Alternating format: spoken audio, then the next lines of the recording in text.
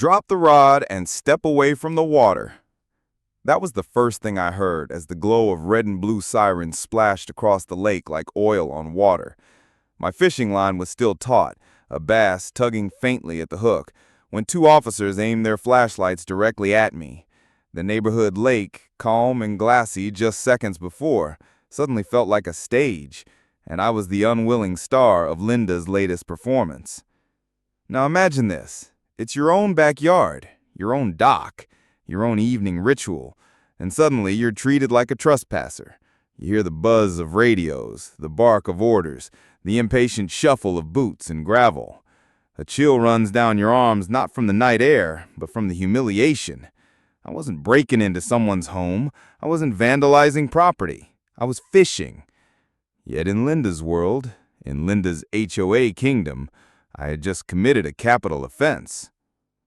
You're about to hear the kind of story you'd think only happens in petty neighborhood Facebook groups. But this wasn't a meme. This was my life.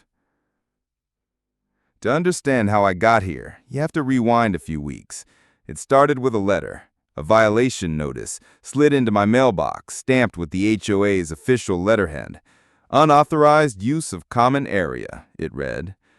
I remember standing on my porch that afternoon, the paper crinkling in my sweaty hand, rereading it 3 times because the words made no sense.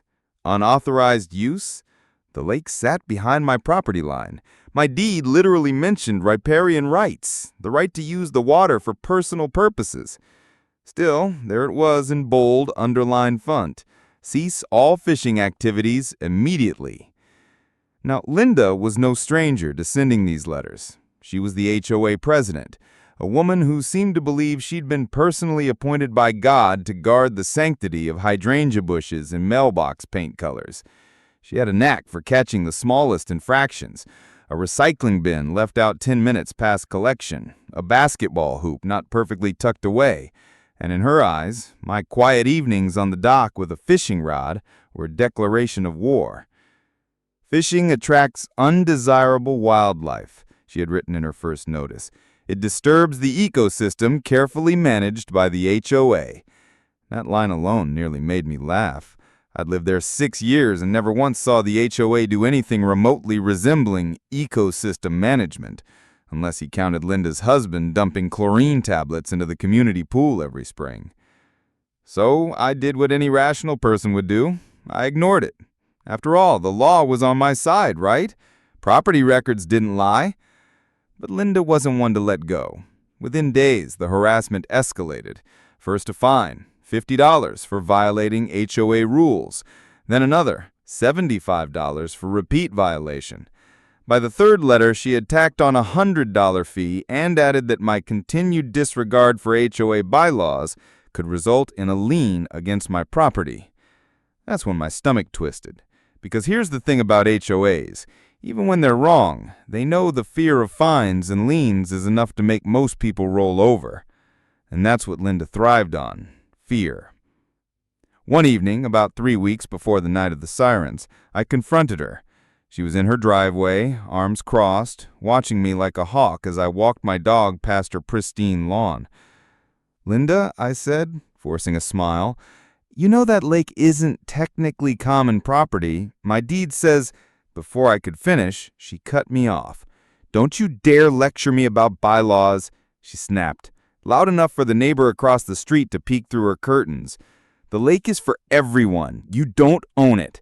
And if you keep poaching fish like some redneck outlaw, I'll make sure the board deals with you." Poaching? That was the word she used, as if I were some criminal sneaking into a wildlife preserve instead of sitting on my own dock. My dog barked nervously, tugging at the leash, as Linda's eyes narrowed into slits. You'd think an argument like that would fizzle, but Linda didn't fight fair. A few days later, I noticed a car idling by the lake, her car. She was taking pictures, long lens camera aimed like a sniper scope. Neighbors whispered that she'd started a wildlife disturbance log, documenting every time I so much as touched the water. And that's when the paranoia set in. Every ripple in the lake, every creak of the dock felt like it was being watched. Still, I kept fishing, not out of spite, but because I refused to surrender what I knew was mine. I kept records of my own, photos of my deed, copies of bylaws, even a call to the county clerk who confirmed in a bored tone that yes, my property extended into the lake. I thought I was ready. I thought reason would prevail. Then came that night. It was a Friday, around 9:30. The air smelled faintly of grilled hamburgers drifting from a block party 2 streets over. The lake shimmered under a half moon, my line whispering as I cast it out. It was one of those rare suburban moments of peace, until the sirens sliced through the stillness. 2 squad cars rolled up, tires crunching the gravel path. Officers spilled out, hands hovering near their belts, eyes darting between me and the shadowy figure of Linda, who stood triumphantly at the edge of the cul-de-sac, her phone still in her hand. She had called the cops, on me, for fishing. "Sir, we've had reports of trespassing on HOA property." My laugh came out sharper than I intended. "Trespassing? This is my dock. Check the tax records." The officers exchanged a look. They weren't hostile, but they weren't about to take my word for it either. Meanwhile, Linda strutted closer, her heels clicking on the pavement, her voice dripping with victory. "I told you he wouldn't stop. He thinks he's above the rules. Arrest him if you have to." Arrest? She actually said the word. The younger officer cleared his core, clearly uncomfortable. "Ma'am, we're not arresting anyone. We're just here to verify." He turned back to me. "Do you have documents?" I wanted to scream. Of course I had documents. In my office in a folder marked HOA nonsense. But in that moment, under the glare of flashlights, with neighbors starting to gather in pajamas and slippers, I felt cornered. Linda was smirking, arms folded like she'd already won. "I can get the deed," I said finally. "It's in my house, but I shouldn't have to prove ownership every time she gets bored." The officers nodded, clearly weary of the drama, but protocol was protocol. They asked me to pack up my gear, for now, until things could be clarified. The bass on my line had long since slipped away, but the humiliation stayed hooked deep in my chest. As I reeled in the empty line, I caught Linda's whisper, just loud enough for me to hear. "Told you, the lake isn't yours."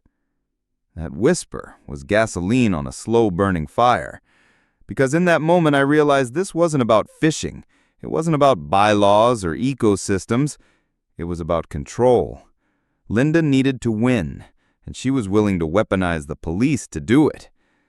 I walked back to my house that night with my fishing rod dragging against the sidewalk, the sound sharp and grating like a warning bell. Inside, I pulled out the thick folder of records, spread them across my dining room table, and stared at the truth in black ink. The lake was mine to use, and yet somehow Linda had convinced an entire community, even the police, that I was the trespasser. That was the moment I decided something had to change. I wasn't going to let her smear my name or dictate what I could do on my own property. But the question gnawed at me as I stared out at the lake through my window, the siren glow still fading from memory. If she could twist the truth this far, what else was she hiding? The paper slapped against my front door so hard it rattled the glass in its frame. By the time I opened it, Linda was already strutting back down the walkway, her heels clicking against the pavement like a metronome of menace. I looked down. Another violation notice, stamped with that smug HOA logo, and this one, it was about my lawn gnome. Improper placement, it read, the words underlined twice in red pen, as though I'd just committed a felony instead of setting a ceramic figurine by the flower bed. That was Linda in a nutshell. Every little detail of the neighborhood had to orbit her idea of perfection. Mailboxes had to be painted colonial white, not ivory. Flower pots couldn't be terracotta, only earth neutral. She even circulated an email once with an attached color wheel instructing us which hues were permitted and which were aesthetic violations. Imagine a suburban dictator with a Pinterest account. That was Linda. Now, don't get me wrong. Every HOA has rules. That's how they justify their existence, protecting property values. I knew that when I bought my house. But what Linda did went way beyond protecting anything. She wasn't protecting property values, she was protecting power, and she wielded it like a weapon. You might think I'm exaggerating, so let me paint you a picture. It was 3 weeks before the fishing incident. I was walking the dog when I saw her crouched in front of the Thompsons' driveway. At first, I thought she'd dropped something, but no. She was measuring the length of their basketball hoop pole with a tape measure, muttering about how 12 feet is the maximum height allowed per section 3.2. Who even memorizes that? Linda did. She lived and breathed that covenant book like it was scripture. She patrolled the streets at dusk, clipboard in hand, scribbling down license plates of cars parked an inch too far onto the curb. Neighbors used to joke that she knew more about everyone's trash day than the sanitation department. But the fins wore thin when the fines started hitting. $50 here for unauthorized porch furniture, $75 there for failure to remove weeds. Linda knew that most people wouldn't fight the system. They'd just pay the fines. That's how she kept control, through a steady drip of intimidation disguised as order. One neighbor, Mrs. Delgado, confided in me during one of our late evening walks. She fined me $200 for planting sunflowers, she whispered, her voice trembling as if Linda might be hiding in the hydrangeas. They were too tall, not in keeping with the uniform look. I cried for days. This was a 70-year-old woman afraid of flowers. That's the kind of chokehold Linda had on the cul-de-sac. And it wasn't just the notices. Oh no, Linda had her spies, the so-called architectural committee, 3 neighbors who were basically her hand-picked disciples. They'd sit in lawn chairs at the community pool, sipping iced tea, pretending to gossip while really keeping tabs.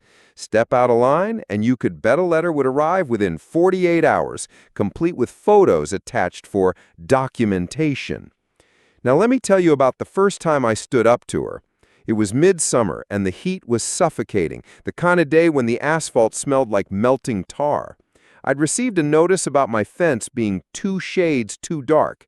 I marched into the HOA meeting, the rec center buzzing under fluorescent lights, and slapped my paint receipt on the table. "The color is approved beige," I said. "Your own list says so."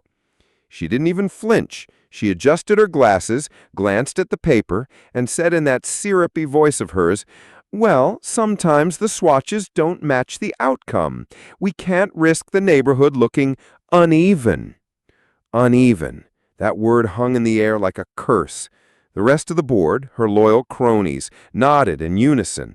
I remember looking around the room at the other homeowners shifting uncomfortably in their folding chairs, no one daring to speak up.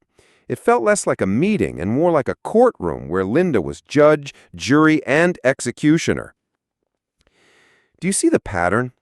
Every small thing became another tool in her arsenal. By the time she started targeting my fishing, it wasn't some random obsession. It was part of her larger playbook. Eliminate dissenters, keep control absolute. And here's the thing that always struck me. Linda wasn't just enforcing rules. She was manufacturing them.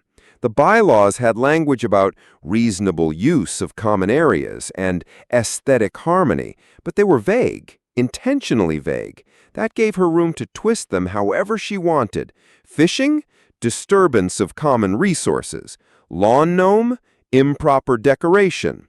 Fence? Non-uniform appearance. She could weaponize vagueness into violations. And unless you had the patience and money to hire a lawyer, you were stuck. One evening I caught her in the act. It was just after sunset. The cicadas were buzzing and sprinklers hissed from the neighbor's yard.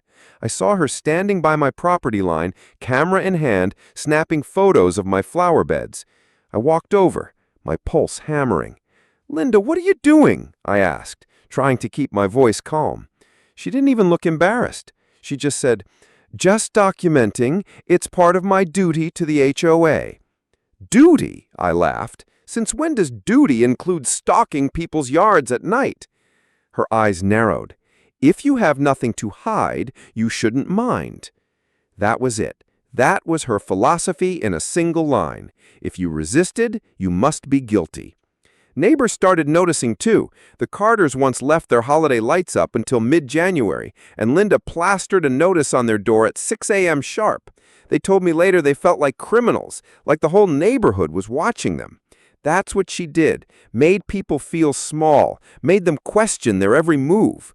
But here's where it got interesting. The more she pushed, the more cracks began to show. People were grumbling quietly at block parties, whispering at mailboxes. "She's out of control," I heard one dad mutter as he lugged in groceries. But no one dared to say it to her face. Not yet. The gnome violation was the tipping point for me. I remember holding that paper in my hand, the ridiculousness of it settling into something darker. It wasn't about the gnome. It wasn't even about fishing. It was about control and how far she was willing to go to maintain it. That night, I sat at my dining table, the violation notice spread out beside the others I'd collected. My folder was growing thicker by the week. Every letter, every photo, every bylaw she twisted, I saved them all. Call it paranoia, call it preparation, but I had a feeling this wasn't going to stop on its own. Linda wasn't the type to back down, and if I didn't start pushing back, I'd drown under her paper trail of fines and threats. I caught myself staring out the window, across the darkened cul-de-sac, at Linda's house. Her blinds were drawn, but I could see the faint glow of her desk lamp upstairs, her silhouette moving back and forth like a warden patrolling a prison. That image burned into my mind as Linda, the self-appointed queen of the neighborhood, ruling from her tower of bylaws and notices. And as I sat there, tapping the edge of the violation notice, one thought kept echoing louder than the cicadas outside. If she was willing to fine me over a lawn gnome, how far would she go when it came to the lake? "Stop! You're endangering HOA property." Linda's voice cut through the night air like a siren. Her arms were crossed, her posture rigid, her silhouette framed by the glow of a street lamp at the edge of the cul-de-sac. My line was taut, the bass on the other end thrashing just beneath the surface, and all I could think was, does she really believe she owns the water? Picture it, me on my own dock, the soft plunk of a lure breaking the surface, the ripple spreading across the lake like a secret. And there she was, shrieking from 50 feet away, as if my quiet hobby was an act of terrorism. The neighborhood lights flickered on one by one. Curtains parted. Voices murmured. In Linda's kingdom, even my fishing rod was an act of rebellion. But here's the thing. What Linda didn't know, what she couldn't know, was that I had already begun pulling at the threads of her empire. And beneath those layers of bylaws and threats, I had uncovered something far bigger than a lawn gnome violation. I had found the truth. 3 weeks earlier, on a hot Tuesday afternoon, I'd been standing in line at the county clerk's office. The smell of old paper and dust filled the room, the kind of smell that clings to municipal buildings where nothing has been updated since the 1970s. I'd brought my growing file of HOA harassment, every violation notice, every fine, every email with her friendly reminders. I wasn't there to cause a scene. I just wanted to know, once and for all, what my property rights actually were. The clerk, a man in his 60s with half-moon glasses perched low on his nose, clicked his tongue as he flipped through the pages. "Riparian rights," he muttered, pointing to a line on my deed. "See this? This means your property extends to and includes reasonable use of the water. That lake? Technically, you have the right to fish it. They can't override that with an HOA covenant unless you signed it away, and I don't see that here." It was like someone had opened a window in a suffocating room. For weeks, Linda had been insisting the lake was off limits, that it was common property under HOA jurisdiction. But the truth was right there in black ink, older than half the houses in the subdivision. The lake was mine to use. I thanked the clerk, tucked the photocopies into my folder, and walked out into the sweltering afternoon with a new fire in my chest. It wasn't just about fishing anymore. It was about ownership, about truth, about turning the tables on Linda's empire of intimidation. Still, knowing the truth and acting on it were two very different things, because Linda wasn't just stubborn, she was strategic. She wielded the HOA's vague bylaws like a sword, cutting down any resistance before it could grow. If I was going to take her on, I had to be careful, patient. I had to bait the hook. The first opportunity came sooner than I expected. That Thursday evening, I was back on the dock, the cicadas buzzing like static, the air thick with the smell of freshly cut grass. My line dangled lazily in the water when I heard the unmistakable sound of footsteps crunching gravel. Linda. She stopped at the edge of the path, arms crossed, clipboard in hand like always. "You're in violation," she said flatly. "Section 4.5, unauthorized use of common area resources." I reeled in slowly, pretending to study the line. "Funny," I said, "because my deed says otherwise. Riparian rights. You know what those are?" Her lips tightened. "Don't play games with me. The board will fine you again, and if you refuse to pay, we'll escalate." "Escalate?" I asked, raising an eyebrow. "To what?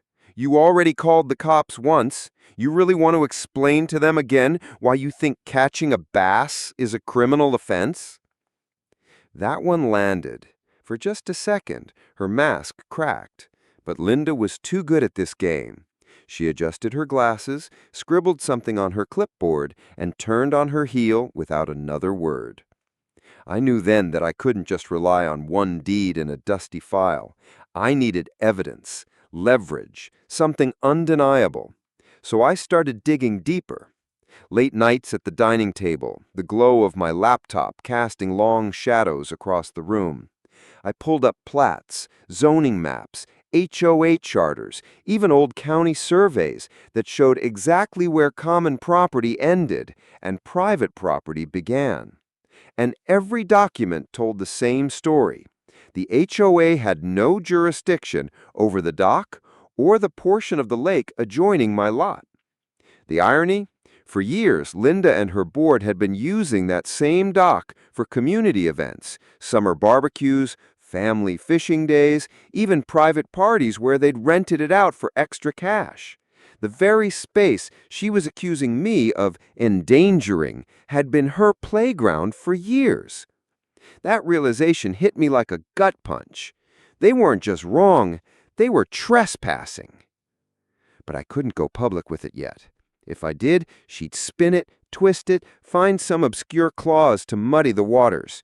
No, I had to let her keep digging her own hole. I had to let her believe she was winning. So I kept fishing. Not every night, just enough to draw her out. Each time she'd show up, sometimes with her clipboard, sometimes with one of her cronies from the board. They'd hover at the edge of the cul-de-sac, muttering, taking photos, sending emails, and each time I'd stay calm, patient, quietly reeling in fish while the neighbors peeked through their blinds, wondering when the powder keg would blow. One Saturday morning, the confrontation escalated. I was cleaning my gear on the dock when Linda marched down with two board members in tow. Her heels clicked against the wood, her perfume cloying in the humid air. "This ends now," she said, thrusting a letter at me. "Final warning before lien proceedings. Pay your outstanding fines or the association will take legal action." I took the letter, glanced at the bold red final notice across the top, and laughed. Not a nervous laugh, a deliberate one. "Linda, do you realize what you're doing here? You've been holding events on this dock for years. Fundraisers, barbecues, parties. You've been trespassing on my property, and I've got the records to prove it." The color drained from her face, but only for a moment. Then she snapped back, her voice rising. "This is HOA property. Everyone knows that. You're delusional if you think otherwise." Delusional? I held up the deed photocopy I'd been keeping in my tackle box, laminated for moments just like this. You might want to check the county records before you start throwing that word around. The two board members shifted uncomfortably, eyes darting between us. One of them muttered something about looking into it, but Linda shut him down with a glare sharp enough to cut glass. She stormed off a moment later, her heels pounding like war drums against the dock. The two cronies followed reluctantly, leaving me standing there with the letter flapping in the breeze. That was the moment I knew the tide had turned. She could keep bluffing, keep sending notices, keep calling the cops, but the truth was on my side now. The lake wasn't her domain, it was mine. Still, I didn't underestimate her. Linda wasn't the type to admit defeat. She'd double down, twist the story, rally her cronies, and I had to be ready for it. That night, as I sat at my dining table flipping through my growing stock of evidence, I couldn't shake the image of her face when I showed her the deed. Shock, anger, fear. For the first time, she realized I wasn't just another neighbor she could intimidate. I was her biggest threat. And that thought led me to a darker question. If Linda had been trespassing for years, what else had the HOA been hiding?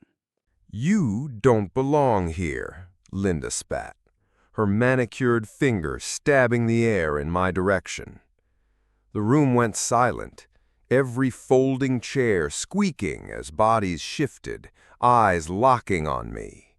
The overhead fluorescent lights hummed like angry wasps.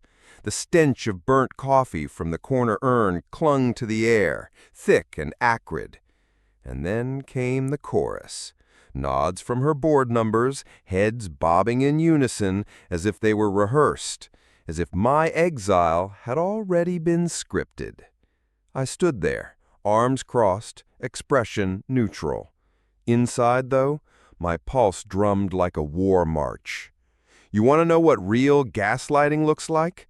Watch an HOA president convince 50 homeowners that you're the problem, even when the land beneath their pedestals tells a different story. Her words echoed in the cramped community center. Trespasser! The absurdity of it nearly made me laugh. Me? A trespasser? On the same patch of earth I paid taxes for, maintained, and shoveled every godforsaken winter? But laughter would have been too easy, too soon.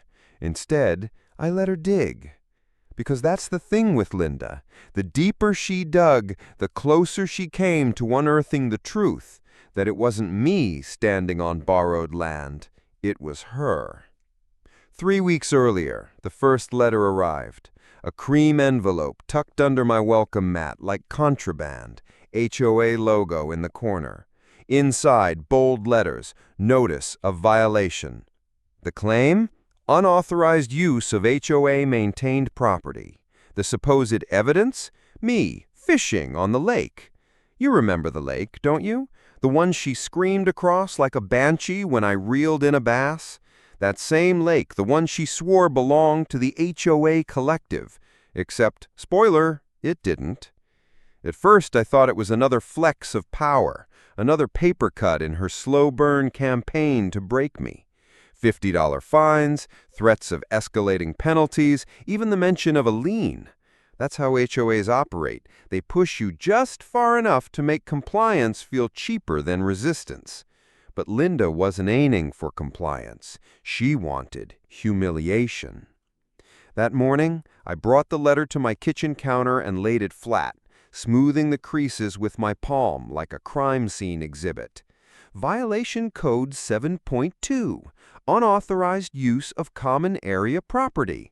I traced the words. My lips curled into a smile. This was sloppy. Too sloppy for someone who prided herself on knowing every bylaw like Scripture. Common area property. That phrase mattered. See, in HOA law, common areas are those designated in the community's governing documents, the Declaration of Covenants, Conditions, and Restrictions, CC&Rs. And if the deed doesn't designate it, then guess what? It isn't common. 2 nights later, under the glow of my desk lamp, I pulled the original subdivision plat from the county records, crisp black ink on brittle yellow paper, scanned from some forgotten drawer decades ago. And there it was. Parcel A, the lake, the same shimmering body Linda claimed as her throne, but right beneath, in block letters, ownership, Lot 17. Lot 17 was mine. Do you understand the gravity of that? For years, Linda strutted around policing fishing poles and paddle boats, drafting lake use policies, even restricting kids' swim hours, all while trespassing. She'd built an empire on my soil. But here's the trick about revenge. You don't lead with the proof. You bait the hook. You let them build their case, stack their lies higher and higher, until the tower is teetering under its own weight. Then you flick your wrist and watch it all collapse. Back in the meeting hall, Linda paced like a prosecutor.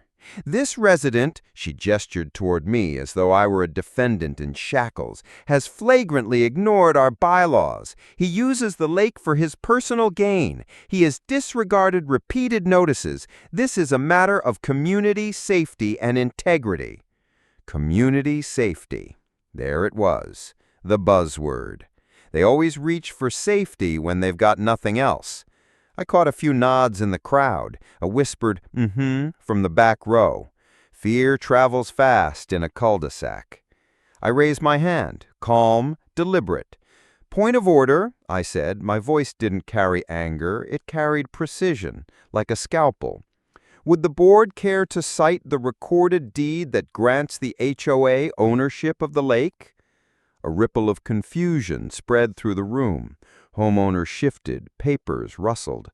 Linda froze, her lips pursed into a thin, bloodless line. We don't need to get into technicalities. Technicalities. That's what she called property law. That's what she called the bedrock of every decision her board had made for the past decade. Actually, I countered, we do, because the last time I checked, bylaws can't supersede recorded deeds, and unless something changed without my signature, the lake belongs to Lot 17. That's me. You could hear a pin drop. Even the fluorescent hum seemed to cut out for a second. That was my first strike, but not the kill shot. Timing mattered. Push too hard too soon, and you risk looking like the villain. So I let her fume, let her call me delusional, let her cronies mutter, he's twisting things. Let the crowd wobble in their certainty, because gaslighting works only if you fight the fire directly. If you let it burn around you, though, people start choking on the smoke. The weeks that followed were a parade of pettiness. Fines escalated from $50 to $100, then $250. A special safety rule appeared in the next HOA newsletter. No fishing permitted in the lake, effective immediately. Convenient, wasn't it? Except special rules require a community vote, and no vote had been called. I caught Linda one afternoon as she planted fresh no fishing signs along the water edge, hammer in hand like a queen staking territory. You know, every sign you put in the ground is technically trespassing. She whipped her head around, sunglasses sliding down her nose. You're on thin ice. I smiled. Funny, you're the one standing on my property. Her hammer froze mid-swing. For a moment, just a flicker, I saw it, the crack in her armor, the possibility that maybe, just maybe, the kingdom she'd built was built on sand. But Linda was nothing if not relentless. The next board meeting, the narrative shifted. Suddenly, it wasn't just about the lake, it was about me, my supposed hostility, my pattern of non-compliance. They whispered about liens, about court, about stripping my membership privileges. Classic HOA gaslight. Make the accuser look insane until no one remembers the original crime. And yet each time she spoke, each new action, I felt it. The weight of the plot map in my drawer, the county seal embossed in the corner, cold, undeniable ink. That night, walking home from the meeting under a flickering street lamp, I knew the game had changed. She wanted me branded a trespasser, but soon the neighborhood would learn the opposite was true. Because what happens when the queen discovers her throne isn't hers at all? Headlights carved across the black water like knives. 2 in the morning, and there they were. 3 figures in windbreakers and ball caps, tiptoeing down to the dock like burglars. My dock. They thought no one was watching, but I was already there, crouched in the tree line, the lens of my old Nikon catching the glow of their flashlights, and as the shutter clicked, one thought cut sharper than the night air. They've been trespassing all along. That moment felt like the curtain ripping open. Everything I'd suspected about Linda and her board, every sideways glance, every unexplained policy, suddenly it was illuminated under those halogen beams. The very people who accused me of being a trespasser were sneaking onto my property under the cover of night. You want irony? That was irony with a megaphone. You want hypocrisy? That was it, grinning under fluorescent safety vests. I didn't breathe for a full 30 seconds, afraid even the crunch of pine needles under my boot would give me away. My camera clicked, once, twice, 3 times. Evidence. I didn't need to confront them, not yet. This wasn't about winning a battle in the shadows. It was about letting them dig their own grave, one midnight trespass at a time. And oh, they were already knee-deep in the hole. 3 weeks earlier, I wouldn't have believed it. Back then, I was still trying to play by the rules, or at least the rules they pretended existed. Linda had paraded into my yard with her clipboard, citing Section 8, Paragraph 12 of the HOA bylaws, insisting that fishing on community property after dusk was strictly prohibited. I remember asking her, "Show me the paperwork. Where does it say this lake belongs to the HOA?" She smirked, the kind of smirk only someone drunk on borrowed power can manage, and said, "Everyone knows it. Don't play dumb." Everyone knows. That phrase stuck with me like a splinter. Everyone knows, but no one has seen the deed. Everyone knows, but fines still arrive in envelopes stamped with HOA letterhead. And everyone knows, but nobody dares ask questions because Linda is the one holding the gavel. Or so it seemed. But the truth doesn't care what everyone knows. The truth sits quietly in dusty filing cabinets at the county recorder's office. And when I pulled the chain on that overhead light and slid the manila folder across the counter, there it was, black ink on yellowed paper. The lake, the dock, the narrow strip of shoreline, they weren't HOA common areas. They weren't maintained by association dues. They were deeded parcels, private property, mine. You'd think that would be the end of it, that I could wave the deed in Linda's face, watch her melt into the floor like a witch doused in water, and go back to fishing in peace. But HOAs don't crumble that easily. Power never does. Instead, the campaign against me escalated. First came the letters, thick envelopes stamped, notice of violation, claims of unsafe structures on the dock, accusations that my activities endangered community resources. Each fine was absurd. $150 here, $300 there. They piled up like poker chips, and I could almost hear Linda's laugh with every one. Then came the whispers. Neighbors crossing the street rather than waving, muttering about me suing the association. The board, it seemed, was pushing a narrative. I wasn't a neighbor. I was a problem, a trespasser in my own yard. But here's the part they didn't plan for. I listen. I watch. I collect. And one night, after hearing too many offhand remarks about HOA lake events, I started digging. Literally. Back through Facebook photos, newsletters, tax filings, that's when the pattern emerged. A summer barbecue advertised as a community celebration. Dozens of smiling faces with paper plates piled high, standing on my dock. A wedding reception, complete with string lights and a rented tent staged across the shoreline. And then the kicker. Bank records showing HOA funds being reimbursed for dock maintenance and event cleanup. Except the dock wasn't theirs to maintain. The land wasn't theirs to rent. They were spending residents' dues to party on property that didn't belong to them. Can you see it now? The audacity of it? They fined me for fishing at midnight while they were cashing checks from events held illegally on my land. That wasn't just hypocrisy, it was theft with a smile. So when I saw those headlights at 2 a.m., the pieces locked into place. They weren't guarding the neighborhood, they weren't inspecting for safety, they were covering tracks. Quietly staging on my dock, shuffling papers under clipboards, perhaps deciding which angle of their lie they could still defend. Linda pointed toward the shoreline, whispering orders like a general marshaling troops, and her lieutenants nodded, jotting down notes as if minutes of a meeting no one else would ever see. The next morning I tested the waters. At the coffee shop downtown, I ran into George, one of the quieter board members. He froze when he saw me, nearly dropped his travel mug. I smiled and asked, "So, how was the late-night dock inspection?" He went pale. "What inspection?" he stammered. That was all the confirmation I needed. 2 days later, an envelope arrived. Not the usual HOA letterhead, but a handwritten note shoved under my door. "You're being watched. Stop stirring trouble." No signature, no courage, just ink on paper trembling with fear.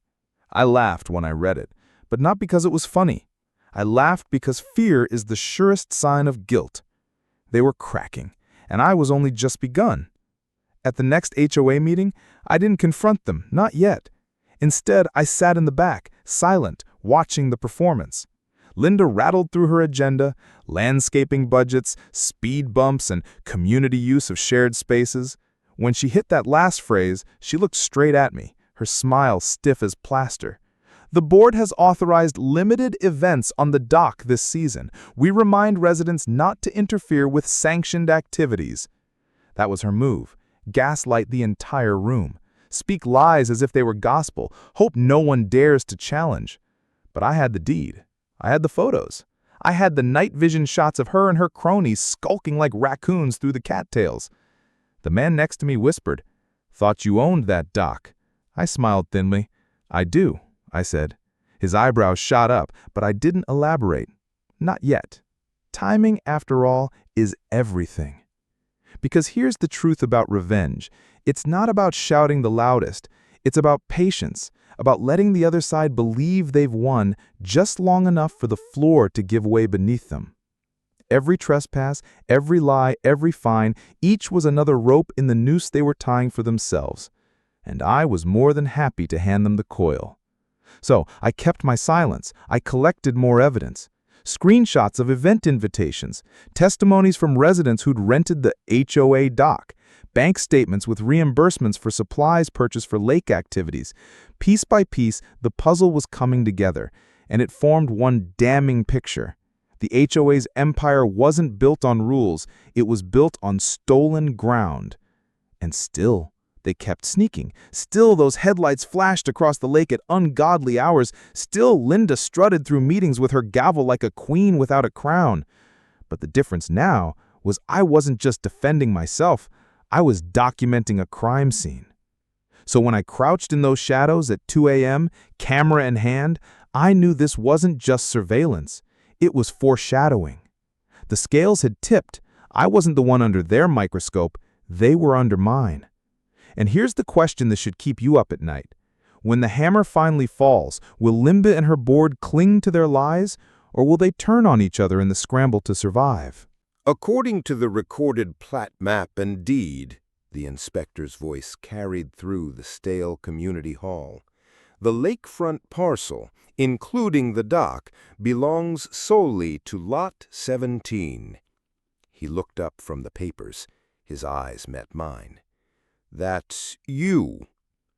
You could have heard a pin drop. Linda's lips parted, a fish gasping for oxygen on dry land, but nothing came out. The board members, her loyal nodding gallery, froze, staring down at their hands, their coffee cups, anything but me. The fluorescent lights hummed overhead, casting their harsh glow on a truth no one in that room could spin away. For months, Linda had called me a trespasser, For years, she'd weaponized the bylaws, mailed fines, staged public shaming. And now, in one sentence, the mask slipped. The empire she built on intimidation and half-truths, collapsing, right there in folding chairs and burnt coffee. That's the cold open. That's the moment the net closed. But let me rewind, because you need to know how the hook was set before I reeled it in. 3 weeks earlier, I was still piecing together the evidence. It started small, a receipt tucked in the community newsletter, noting dock rental for private event. It wasn't mine, and yet there it was, listed under HOA income. Then came the photos. Neighbors' birthday parties with balloons tied to my railings, barbecues where smoke curled over the water I paid taxes on. I didn't need a magnifying glass to see what was happening. They weren't just mismanaging the HOA, they were profiting off my land. I dug into the county records, parcel maps, easements, deed histories.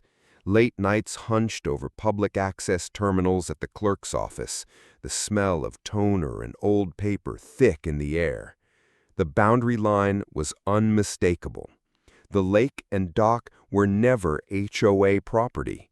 They'd been folded into their narrative through repetition and arrogance, not law. Every policy, every posted sign, every fine was a bluff. The question wasn't whether I could prove it. The question was how to make the reveal undeniable. That's where the inspector came in. You see, HOA bylaws may let a board regulate common property, but they can't override county records. So I filed a formal complaint, not with the board, not with Linda, but with the county property division. Neutral ground, official channels. And once an inspector's on record, their word weighs heavier than any HOA president's theatrics. I'll never forget the moment Linda realized what I'd done. It was the Tuesday before the big meeting. I was walking back from my mailbox when she stormed up the sidewalk, her heels clacking like a metronome of rage. "You've gone too far," she hissed, waving a crumpled letter, her copy of the county notice. "Bringing outsiders into community business? That's harassment." I kept my voice even. It's not community business when it's my property. Her nostrils flared. "That dock has been HOA managed for decades. Precedent matters." "Precedent doesn't trump a deed," I shot back, "and you know it." For a second, her mask slipped, the faintest flicker of panic in her eyes. But then she doubled down, jabbing a manicured finger toward me. "You won't win. The board stands with me." And maybe they did, until the inspector read those words aloud. Flash forward to that Thursday night meeting. The hall smelled like reheated pizza and damp carpet.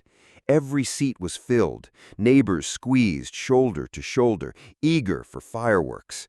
Linda opened with her usual flair, a practiced cadence about community harmony and safety concerns. She gestured toward me, calling me a disruptive influence. Her voice rose, righteous and sharp, just as the inspector cleared his throat. That's when everything shifted.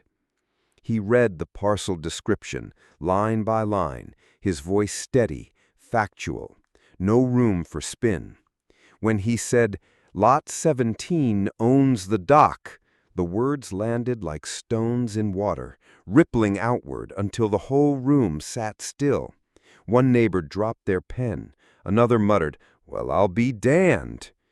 Linda tried to recover, stammering about shared access agreements and long-standing practices, but the inspector shook his head. If such an agreement exists, it is not recorded. Without a recorded easement, the HOA has no authority. Checkmate. From there, things moved fast. My attorney, Yes, I'd quietly retained one, mailed the board a formal demand for restitution.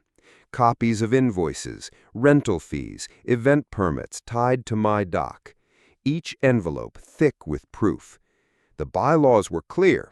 The HOA could only collect assessments for common areas. Using private property for income? Illegal. Plain and simple. Neighbors who once avoided eye contact now whispered apologies. We didn't know. We just assumed. They trailed off, embarrassed. And maybe they truly hadn't known. But Linda? She knew. She had orchestrated it, spun the story until even honest folks believed it. The board fractured. At the next emergency session, 2 members resigned on the spot, sliding their badges across the table. "We're not going down with this," one muttered. The treasurer, pale and sweating, admitted he'd questioned the dock rentals years earlier, but was talked down. His words, not mine. And Linda? She clung to her chair like a captain on a sinking ship. I confronted her one last time, outside the hall as the crowd dispersed. The cicadas screamed in the trees, their chorus nearly drowning us out. "You built your power on lies," I told her. She crossed her arms, chin trembling but defiant. "You think this ends me? You'll see. People need order. They'll come crawling back." Maybe she believed it. Maybe she thought intimidation could still work. But the next morning, I watched the courier deliver a certified letter to her door. The attorney's demand for repayment. The net had tightened, and she was caught. Weeks later, the HOA cut me a check. Restitution for years of trespass. Not enough to cover every slight, every insult, but enough to make their guilt official. Linda was forced out as president during a recall vote, her allies scattering like leaves in the wind. I didn't celebrate. I didn't gloat. I simply reclaimed what was mine. And here's where the story ends, at least for now. Picture this. Dawn breaking over the lake, the water still as glass. My rod balanced in my hand, line arcing out across the mist. No clipboards, no warnings taped to my door, just the soft click of the reel and the low hum of dragonflies. Peace, hard won, maybe temporary, but mine all the same. Because here's the truth about HOAs, and maybe about people like Linda. Power is addictive. Even when stripped bare, they search for cracks, for openings to crawl back through. And as the reel whirred in my hand, I couldn't shake one question, one ripple disturbing the calm. What if she wasn't done yet?